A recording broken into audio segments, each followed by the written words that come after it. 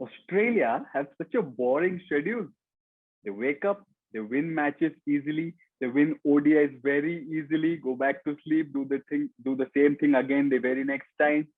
Now clinched the Rose Bowl trophy with a game to spare. We'll talk about the second ODI between New Zealand and Australia on this edition of The Outside View.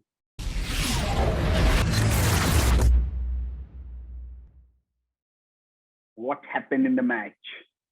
It was yet again New Zealand who won the toss, inserted Australia to bat first. They started really well, Australia, thanks to an 82-run opening stand between Alyssa Healy and Rachael Haynes. And Healy fell for 44, and then it was Haynes and Meg Lanning who added another 98. And at 180 for one, Australia were primed to score in excess of 300, which is when Amy Satterthwaite got rid of Meg Lanning for 49. And then that meant that Leigh Kasperek then got into play, picked up 6 wickets for 46 runs. Yes, 6 wickets in an ODI game against Australia. Never before has that happened. Leigh Kasperek did that, which meant that Australia were kept to 271 for 7. It was always going to be a tall chase. It was always going to be very tough for New Zealand to prevent the 23rd Australian win on the trot in ODIs. It so turned out to be that way. New Zealand were eventually bundled out for 200. Emilia Kerr top scoring with 47. Brooke Halliday playing a good hand at for 32, promoted up to bat at 5. So it's 2-0 Australia after 2 ODIs with 1 match to go. Right, let's talk about the performer of the match. Rachael Haynes made 87. There was 49-run knock by Meg Lanning. There was 44 from Alyssa Healy at the top. Haynes made 87. Very, very unlucky, I think, miss out on 100. But the performer of the match from here, for me, has to go to Leigh Kasperek.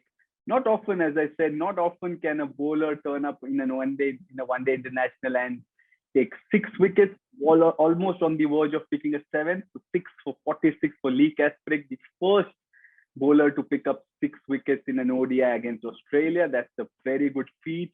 Unfortunately, she ended up on the losing side. So she is the performer of the match from the second ODI. Right, let's talk about the moment of the match this time.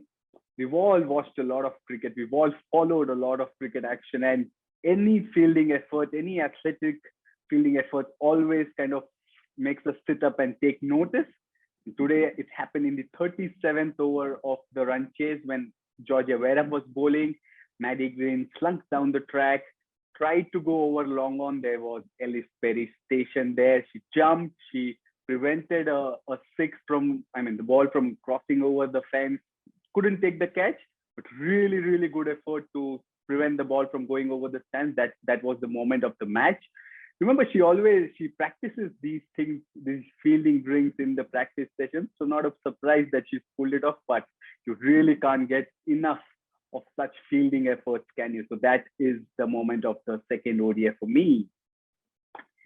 Right then, let's look ahead to the final ODI, which will be played on Saturday. Same surface, same venue, the Bay Oval at Mount Maunganui. It's a day-night match, third ODI, the final match of this Australia tour of New Zealand. What can we expect?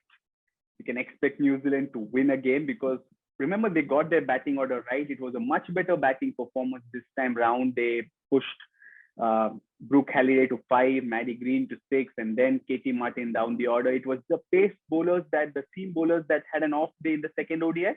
None of them picked up a wicket. They weren't economical as well. So that is one area which they'll probably look to correct. Leah Tahu, who missed out of the second match, didn't look to be in rhythm in the first ODI as well. So it'll be interesting to see if she comes back. But New Zealand have a clear area to work on, which is their seam bowling. Talking about Australia, there are a lot of members waiting in that squad to get a game. Belinda Wakariva is there. There's Darcy Brown, who played the T20I. So can expect changes on that front there. Will be interesting to see who gets the game. Talia McGrath, there's an all-rounder there. Remember, Ellis Perry hasn't bowled much. She's batted well, so that could be an interesting swap. All in all, it's a lot to look forward to in that final ODI. Remember, it's not a dead rubber anymore because we're building up to what will be a Women's World Cup next year around the same time in New Zealand. It's all about getting those combinations right and ticking those boxes and putting your hand up for that award as well. So lots to play forward to, lots to look forward to in the final ODI. We'll see you after that match on Saturday.